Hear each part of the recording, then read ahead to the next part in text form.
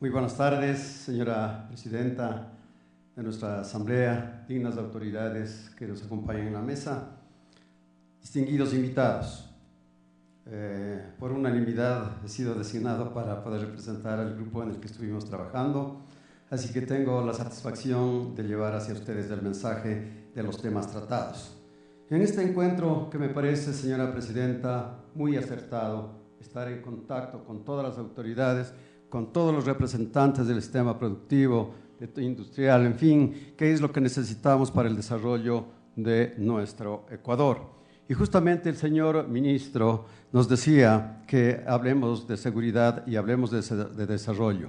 Y creo que todos acertamos. Sin seguridad no hay desarrollo o viceversa.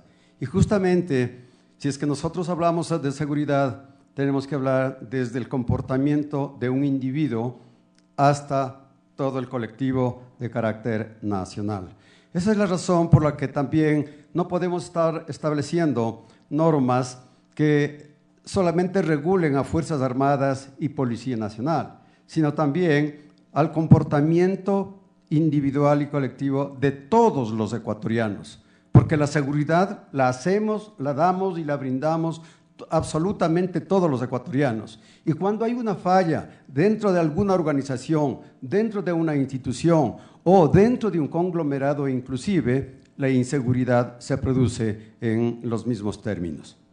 Lo que habíamos tratado y nos habían puesto para, más bien como tema de discusión, es el primer eje, la Ley de Desarrollo Fronterizo, en segundo lugar, como la Ley de Seguridad Integral, en tercer lugar, la Ley de Seguridad Ciudadana y en cuarto lugar, el Código Orgánico de Seguridad del Estado.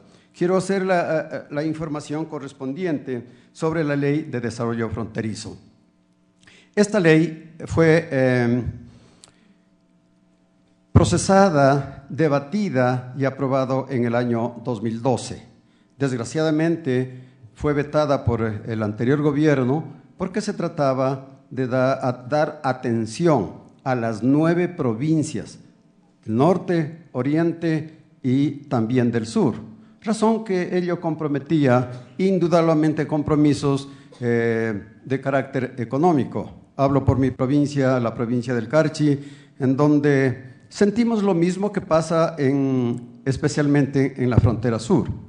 Y por ello, esta ley, como un trabajo de la Asamblea, señora presidenta, la tuvimos que poner en vigencia y una vez que fue debatida, aprobada por unanimidad, por una mayoría total de la Asamblea, pasó a manos del Ejecutivo. Esta Ley de Desarrollo Fronterizo lo que trata es justamente la dinámica de la actividad productiva, fundamentalmente, de la actividad industrial donde sea posible, el comercio, los acuerdos internacionales que nos obligan a mantener con nuestros vecinos y que a lo mejor hoy no los estamos manteniendo, y la economía de las zonas fronterizas, me refiero exactamente, es lógicamente que haya decaído y exista un incremento de pobreza. Y por ello, después de hacer un largo análisis, ¿por qué? Cada provincia tiene sus propias características, tiene sus propias necesidades, su propia gobernabilidad. Razón por la que para el Ejecutivo también tiene que tener la suficiente capacidad y tiempo, pero también yo diría la obligación de atender, porque esta ley, señor ministro, está en vigencia. Como insisto, el trabajo legislativo a la cabeza de la señora presidenta lo hemos cumplido. Y ahora lo que nos corresponde son dos cosas. El uno, el pedido de que se elabore el reglamento para la ejecución de esta ley e indudablemente el financiamiento. Porque caso contrario, si no tenemos estas dos cosas, estos requisitos indispensables, simplemente va a ser letra muerta, señor ministro y señora presidenta de la Asamblea. En segundo lugar, la Ley de Seguridad Integral.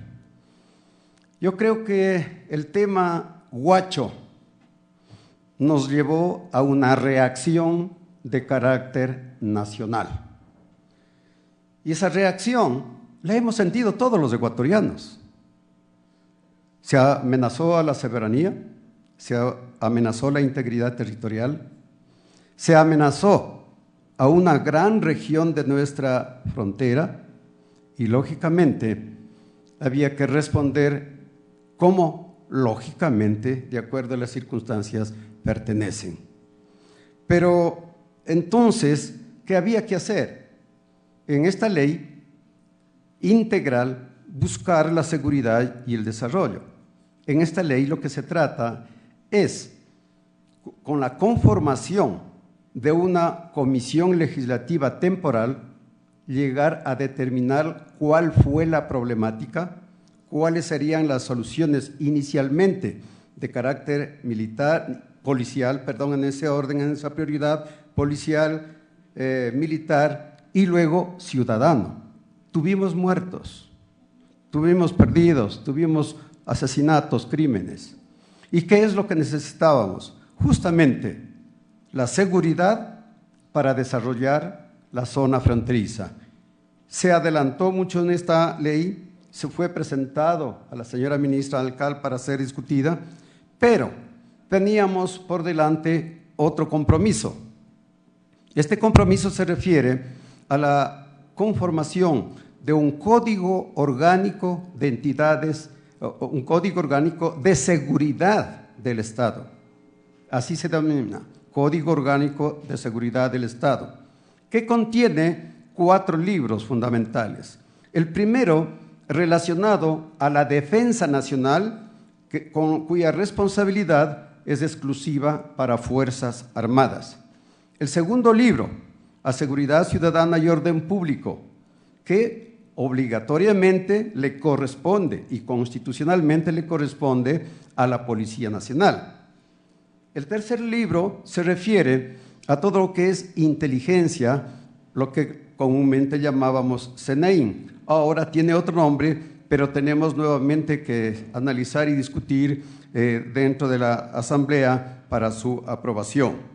Y finalmente, la Ley de Seguridad de Riesgos, del sistema de riesgos. Entonces, este código abarca más bien estos 4 tomos, estos 4 libros, pero sin embargo vemos que hay una falta todavía de leyes, señora Presidenta, que tenemos que trabajar en ello. Son como 21 leyes que nos tocaría hacer una revisión en el campo militar y policial, porque datan inclusive desde 1993. Luego hablaríamos entonces de la Ley de Seguridad Ciudadana. Felizmente estuvo el asambleísta Fernando Torres, quien es parte de una comisión, y como jurista analizamos cuál es el procedimiento legal que tenemos para con el ciudadano, la responsabilidad que hay la policía con el ciudadano, la responsabilidad que bajo el sistema de complementariedad se hace Fuerzas Armadas a la Policía Nacional para dar paz, tranquilidad y seguridad a todos los ecuatorianos, a todas las organizaciones públicas y privadas del país. Y ahí llegamos, señora Presidenta, especialmente a topar un tema sobre la justicia. ¿Qué es lo que sucede? Que dentro del Código Orgánico Integral Penal se está legislando todas las penas, todos los delitos o crímenes de Fuerzas Armadas. Por tanto, había que crear 2 salas para juzgar tanto a los miembros de las Fuerzas Armadas como a los miembros de la Policía Nacional. Y eso nos está faltando, señora Presidenta. Fundamentalmente es un trabajo legislativo.